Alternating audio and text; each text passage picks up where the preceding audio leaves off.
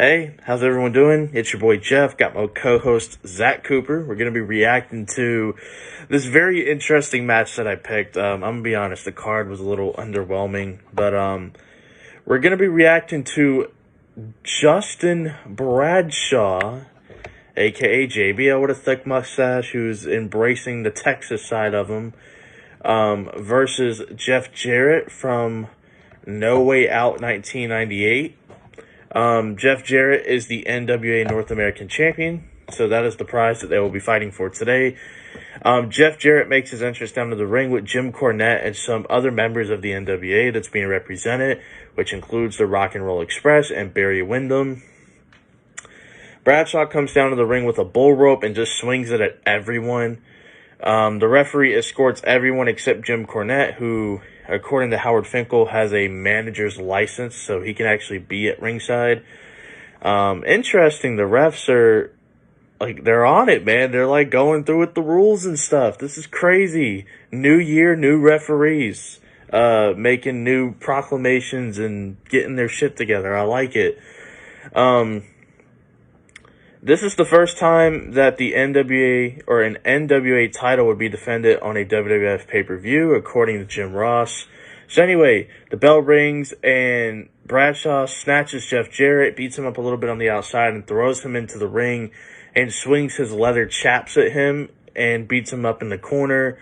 Bradshaw is able to retain wrist control, and he hits multiple chops, hits a big boot and a clothesline to Jeff Jarrett that sends him outside of the ring. Bradshaw then grabs Jim Cornette when, Jeff Jarrett and Jim Cornette are, hugging or whatever, and he grabs their heads and has a meeting of the minds, and, but Jeff Jarrett's able to regain control because, JBL is too busy fucking around with, Jim Cornette, basically, and Jarrett hits a standing drop kick in the ring and a flying clothesline, and he's flexing in the camera saying, "That's how it's done." And he then hits a drop kick from the middle rope, and he's able to distract the referee momentarily as Cornette continues to attack Bradshaw, kind of just pulling him on the ropes with that tennis racket in his hand. He does that a few times, and then Jeff Jarrett's strutting around the ring or whatever, and Jarrett is able to he chases, or at this point, Bradshaw gets out of the ring and he's chasing Jim Cornette, and they both go into the ring, and Jeff Jarrett is able to take out Bradshaw, and shortly thereafter, Bradshaw locks in a small package, but it looks a little sloppy because, he's a bigger guy, and it just doesn't look as fluid as, you would see today on TV. Jeff Jarrett then goes for an attack on the middle rope, and Cornette uses the tennis racket to take out the knee of Bradshaw. Jarrett would then attack the knee some more, and Jarrett then goes for the figure four, which I guess at this time was his finisher, and Bradshaw is able to counter it.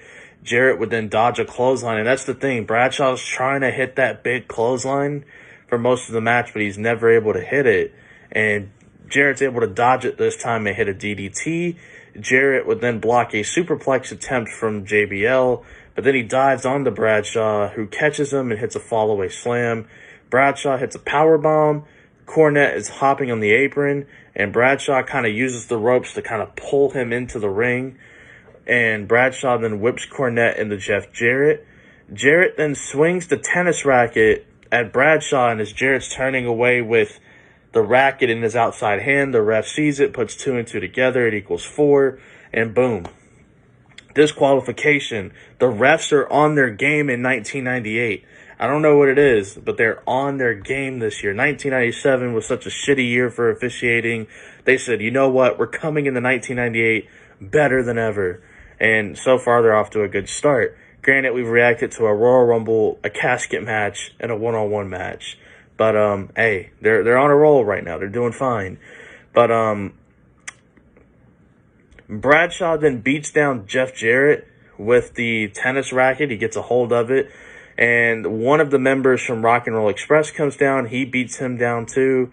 Cornette eats a power slam once it's just him and Bradshaw in the ring. Cornette looks like he's ready to piss his pants. Barry Windham then grabs a hold of Bradshaw's foot. I think he cuts in from the crowd or something. And when Bradshaw's going to run the ropes to hit his clothesline, Barry Windham grabs the foot.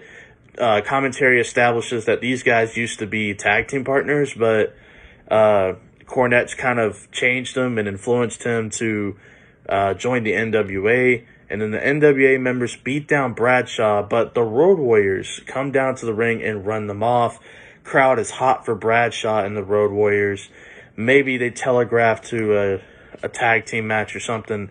I'm not 100% sure, but I'm going to give all this a 2.25 out of 5. Like, it wasn't necessarily, like, terrible or anything. It was just goofy. You know, to me, it just came off goofy, kind of silly. But it wasn't bad. Like, I wasn't sitting here thinking, oh, my God, this match is so dreadful. Like, Jeff Jarrett's a good worker. Bradshaw would go on to be, you know, a pretty good worker later on in his career. Right now, he's still kind of green, but kind of might be an understatement with his small package attempt. But look, I mean, these guys aren't, like, terrible wrestlers or anything. So it's like, you know, it was fine. It was just goofy. And that's why I have to knock the match a little bit. But, and the fact that it was a disqualification finish. But you know what? The refs actually made a good call for a change. So kudos to them. Yeah, that's basically the match. We'll have to hear what Zach Cooper has to say on his end about the match.